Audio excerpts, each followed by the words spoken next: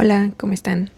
En este video vamos a hablar sobre la luxación acromioclavicular. Primero vamos a definir a la luxación como una pérdida de relación entre dos superficies articulares. Y esta se va a acompañar de una rotura, que puede ser parcial o total, de la cápsula articular, una lesión de ligamentos y de músculos colindantes. Hay que recordar que la articulación acromioclavicular es de tipo sinovial, específicamente plana, y va a ir de la extremidad lateral de la clavícula a el borde medial del acromion de la escápula. Esta luxación puede ir desde una lesión leve hasta una disrupción grave que comprometa la función del hombro. De acuerdo a la epidemiología, va a representar el 40% de todas las lesiones pertenecientes a la articulación acromioclavicular. Va a ser más frecuente en hombres, sobre todo entre la segunda y la cuarta década de la vida. Y también es frecuente en deportistas, sobre todo deportes de contactos, tales como el fútbol soccer, el fútbol americano, el rugby y la lucha. Aunque también puede ser secundario a una caída o a un accidente de tráfico. El mecanismo de lesión más frecuente va a ser el trauma directo en cara lateral o superior del hombro con el brazo en aducción. Y va a haber un mecanismo indirecto que va a ser menos frecuente, y este se va a dar por una caída con la mano extendida. El cuadro clínico se va a presentar con dolor localizado en la parte anterosuperior del hombro, impotencia funcional, puede haber edema o hematoma, deformidad. Aquí puede estar presente el signo de la tecla. Este signo siempre nos va a hablar de que va a haber una ruptura de ligamentos, tanto coracoclaviculares como acromioclaviculares. Entonces no se va a presentar siempre. Este signo va a ser positivo cuando veamos que el extremo distal de la clavícula está elevado. Entonces al presionarlo va a descender y al soltarlo va a subir. Y pues va a simular como una tecla, de aquí su nombre. También va a estar presente la posición antiálgica, que es que el paciente va a tener la extremidad sujeta próxima al cuerpo. Aunque no es muy frecuente que haya lesión neurovascular asociada, siempre es importante valorar el plexo braquial. Ahora, ¿qué lesiones asociadas puede tener esta luxación? Puede ser la fractura de clavícula, una lesión SLAP, que es una lesión del labrum glenoideo, un síndrome de pinzamiento, una lesión de la articulación esternoclavicular o una lesión intraarticular del bíceps. Ahora aquí les pongo una clasificación que es la que más se usa, que es la de Rockwood, y esta clasificación va a ir acorde al desplazamiento, a la lesión y a la integridad de los ligamentos coracoclaviculares, acromioclaviculares y de la fascia del todo trapezoideo. Aquí les pongo una tabla para que sea más sencillo ver las características. Y es lo mismo que estamos viendo en la imagen.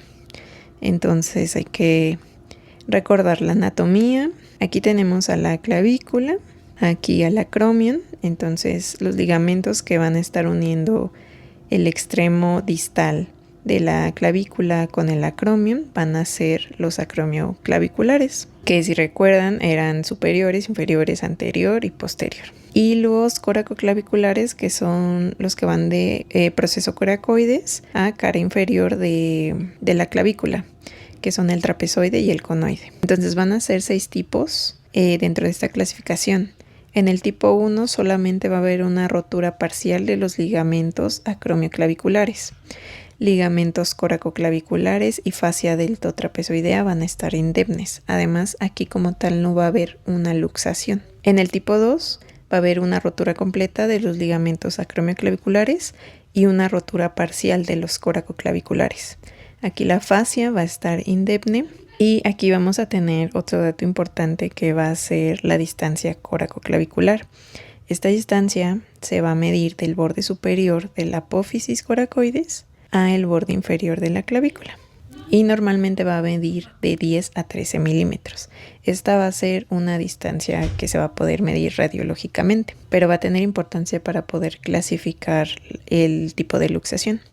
Entonces aquí en el tipo 2, la distancia coracoclavicular vemos que es menor del 25%. Esto siempre es con respecto al hombro contralateral. En el grado 3 va a haber una rotura completa de ligamentos acromioclaviculares, coracoclaviculares y ya va a haber una lesión de la fascia deltotrapezoidea. Aquí la distancia coracoclavicular va a ser mayor del 25% y hasta el 100%.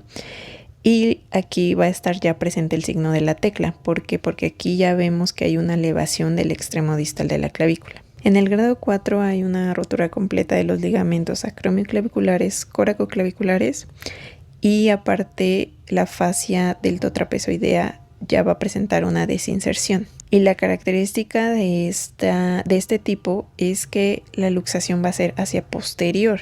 Como vemos en la imagen, el extremo distal se va a ir posterior al acromio. El grado 5 va a haber una rotura completa de ligamentos acromioclaviculares, coracoclaviculares, desinserción de la fascia deltotrapezoidea, y la distancia coracoclavicular va a ser mayor del 100%. Y por último, el tipo 6 es la que va a ser rara. Aquí va a haber una rotura de ligamentos acromioclaviculares, coracoclaviculares, desinserción de la fascia, pero la clavícula se va a ir hacia inferior. Se puede ir en dos direcciones, se puede ir inferior al acromio, que es la que se va a denominar subacromial. Se puede ir inferior al proceso coracoides y va a ser la subcoroidea. El diagnóstico se va a hacer por radiografía. En este caso se va a solicitar una radiografía anteroposterior y axilar de hombro.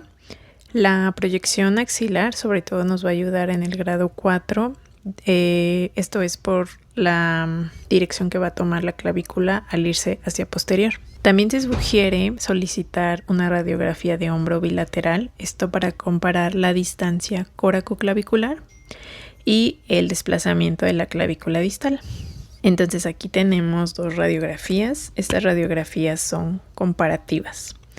Recuerden que hay que saber la anatomía para poder ver lo que esté mal en una radiografía. Entonces aquí tenemos a la clavícula, aquí el acromio, este es el proceso coracoides, cavidad glenoidea y el húmero. Entonces va a haber dos parámetros importantes que vamos a observar aquí. Uno es la amplitud acromioclavicular, es decir, la distancia que va de la extremidad distal de la clavícula al acromio. Y esta va a tener una medida normal de 5 a 8 milímetros. Una diferencia de 2 a 4 milímetros con respecto al hombro contralateral nos va a estar hablando de que hay una lesión en la articulación. La otra medida es la distancia coracoclavicular, que ya dijimos que va a ser normalmente de 10 a 13 milímetros. Entonces, un aumento mayor de 5 milímetros con respecto al hombro contralateral nos habla de una lesión. En esta radiografía, entonces aquí tenemos la articulación de forma normal. Vean cómo está la amplitud acromioclavicular, cómo está la distancia coracoclavicular. Y en el hombro izquierdo, para empezar, lo que vamos a ver es que va a haber una elevación de la parte distal de la clavícula. Entonces eso ya nos habla de que hay una luxación, de que seguramente aquí ya hay un signo de la tecla. Esta radiografía está clasificada como una luxación de tipo 3. Entonces aquí la distancia coracoclavicular va a ser mayor del 25%. Aquí tenemos otra radiografía para ver otro ejemplo. También es una radiografía comparativa. El lado izquierdo va a ser el lado que no tenga la lesión. Pero si se fijan, es muy poquita la diferencia que vamos a ver entre las dos radiografías, a comparación de las que vimos anteriormente, donde sí era bastante notable. Aquí vamos a tener una lesión de tipo 1 y estas lesiones por lo general no van a presentar signo de la tecla, no va a haber una elevación evidente de la clavícula. Y por lo general clínicamente lo que van a presentar es el dolor y edema. Entonces aquí lo que vemos comparando las radiografías es que la distancia acromioclavicular va a ser asimétrica, pero la distancia coracoclavicular va a ser simétrica, entonces es una tipo 1. Diagnósticos diferenciales para esta patología van a ser una artritis acromioclavicular, una capsulitis adhesiva, un desgarro del labrum glenoideo, una lesión del manguito rotador, síndrome de dolor regional complejo y os acromiale. El tratamiento va a estar fundamentado en 4 cosas: la analgesia, la inmovilización, la reducción y fijación quirúrgica y la rehabilitación. El tratamiento conservador y quirúrgico va a depender del el tipo de luxación que sea en la clasificación de Rodwood. Generalmente la luxación tipo 1 y tipo 2 van a tener solamente la inmovilización. Esta se va a dar con cabestrillo en el tipo 1 de 7 a 14 días y en el tipo 2 3 semanas. Las luxaciones que más se van a presentar va a ser la tipo 1 y la tipo 2, entonces esas siempre van a tener el manejo conservador. El tratamiento quirúrgico se va a dejar para las tipo 4, 5 y 6.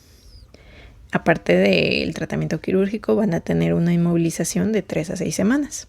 Ahora, el grado 3 es un grado que no está definido de decir, bueno, el grado 3 tratamiento quirúrgico o grado 3 tratamiento conservador. Va a ir en dependencia de cada paciente.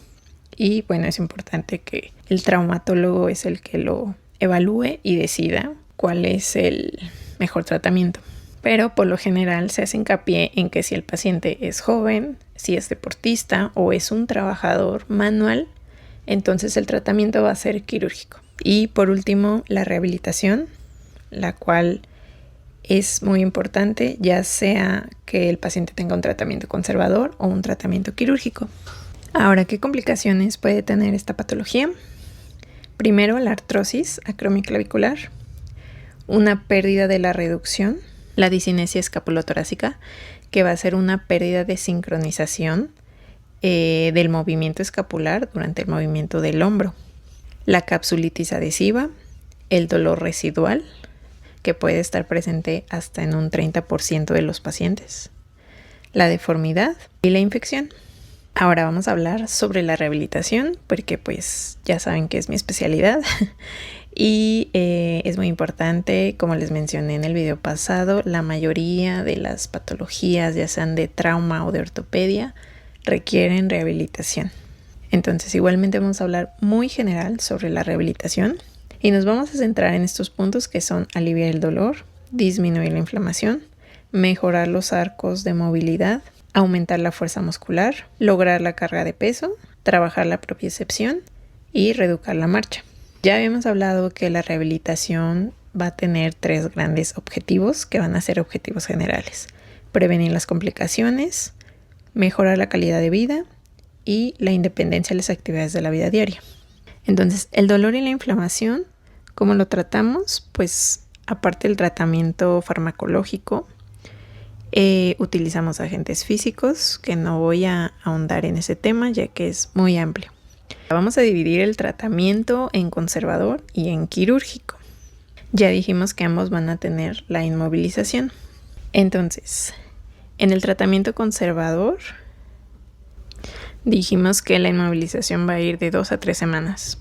Entonces, mientras el paciente tenga el cabestrillo, no vamos a hacer movilizaciones de hombro, mucho menos activas, pero sí se va a trabajar la movilización de los dedos, de la muñeca y del codo, y para esto es importante quitar el cabestrillo. A partir de que se quite el cabestrillo, se van a iniciar las movilizaciones de hombro de tipo pasivo. Esto se refiere a que la persona no va a hacer ningún movimiento voluntario, sino que un terapeuta es el que le va a realizar los movimientos de hombro.